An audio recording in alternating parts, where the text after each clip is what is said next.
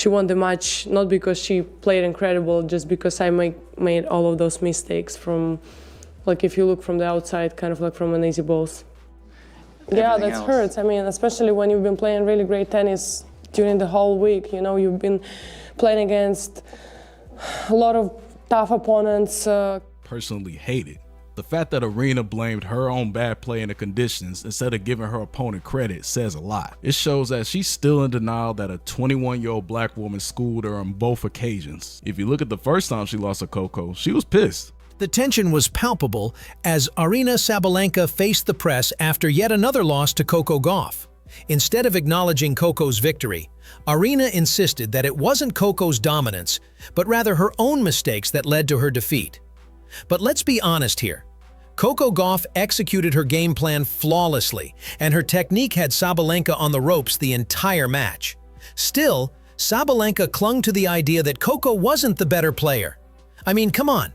Can we talk about how desperate that sounds? But what happened next was truly unexpected. Coco Gauff, with the grace and composure that she's known for, fired back at Aryna. In a way no one saw coming, she dismissed Sabalenka's comments, saying she didn't believe a word of it. She made it clear that this wasn't the first time she had beaten her, and that Aryna's words were just a sign of desperation.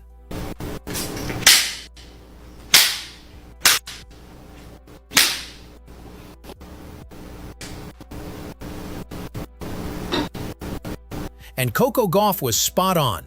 Sabalenka's desperation was evident, especially after the match. In the tunnel, just moments after the interview, Aryna's frustration boiled over as she smashed her racket in anger.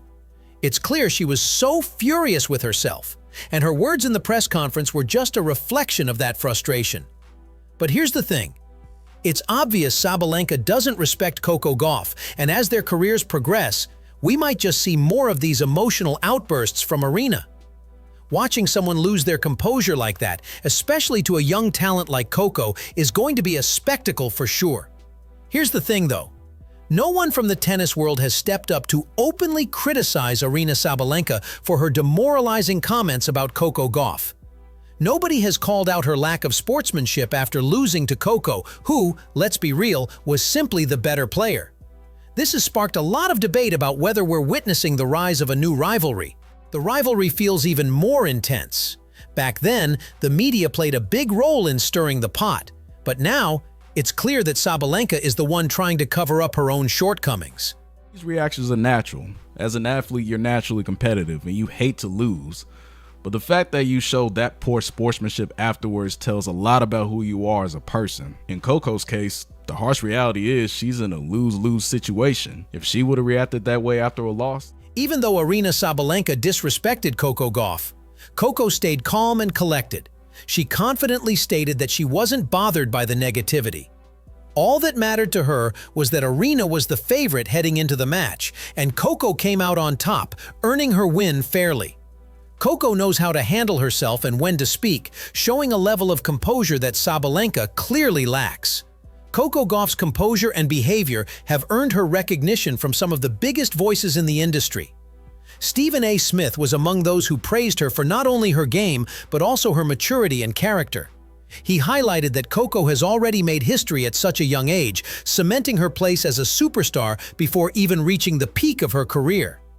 According to Stephen A., her success is not just about her talent, but also the strong support and balance she receives from her family, which has played a crucial role in her journey.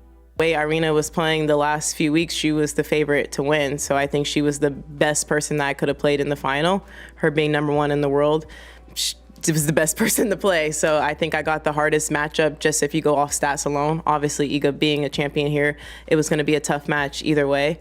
But yeah, I think regardless of who I played, I think I had a good shot. Sabalenka's coach also had words of praise for Coco Gauff, acknowledging her growth as a player.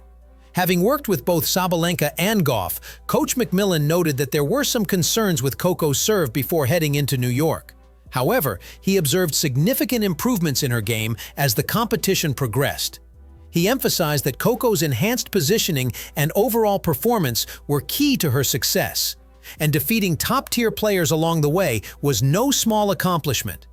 What's the downside in trying to change it?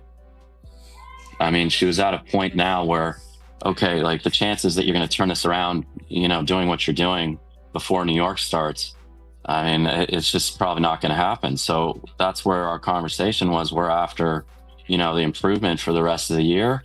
And for me, like everything that happened in New York was a win for her, because to be able to go in and win, and especially win tough matches. Maria Sharapova has also weighed in on the current landscape of women's tennis, revealing that Coco Gauff is one of her favorites. While Coco hasn't reached the top spot in the rankings yet, she's quickly gaining attention and momentum.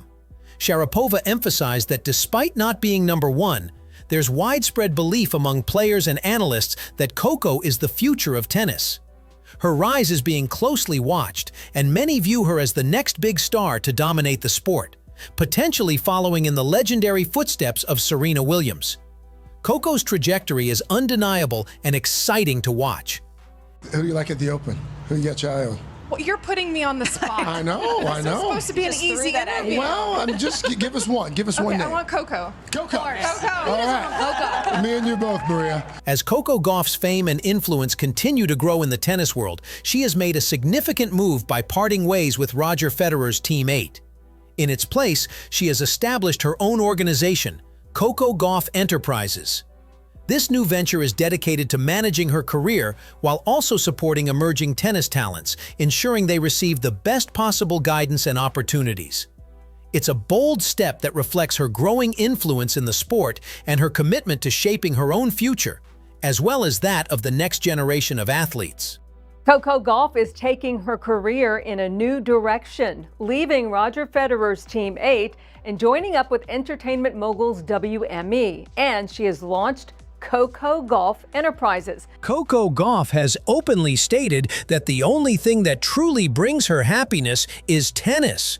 When she's on the court, she feels a sense of joy, even if others may not always see it that way. Despite any outside perceptions, she remains focused on her passion, which speaks volumes about her dedication. Coco believes that her efforts are far from insignificant, and as she continues to immerse herself more in the sport, her impact will only grow.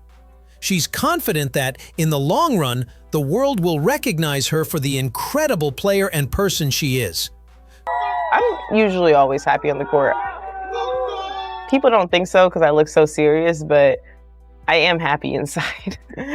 Most recently, probably winning French Open, but also when I play with my brother, I'm pretty happy too.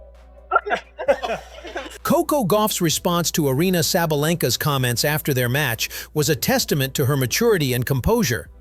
While Sabalenka expressed frustration and attempted to downplay Coco's victory, Coco chose to stay calm and focused on what truly mattered, her performance on the court. Rather than getting drawn into the negativity, Coco declared that her victory was earned fairly, despite the pressure of being the underdog. Her ability to handle such situations with grace and poise shows a level of emotional intelligence that sets her apart from many of her peers. What's even more impressive is how Coco has continued to focus on her game, regardless of external noise. While Sabalenka's emotional outbursts were a sign of her desperation, Coco's response reflected confidence, maturity, and an understanding of her own worth as a player. Her statement that tennis is what makes her happiest further highlights her dedication to the sport and her willingness to push through challenges with a positive mindset. Coco's actions also send a strong message to the tennis world. Her rise is not just about talent, but about mental fortitude and self-awareness. She has already proven herself as a force to be reckoned with, and her future in tennis looks incredibly bright. As Coco continues to thrive on the court, it's clear that her mindset, humility, and resilience will be key to her success. And we can expect to see her make an even bigger mark on the sport in the years to come. So, what do you think about Coco Gauff's response to Aryna Sabelenka? Do you believe her calm and composed attitude after the match shows true maturity? Or do you think she could have reacted differently? How do you feel about Sabalenka's emotional outbursts? Do they reflect frustration or a lack of sportsmanship? And what's your take on the growing rivalry between Coco and Aryna?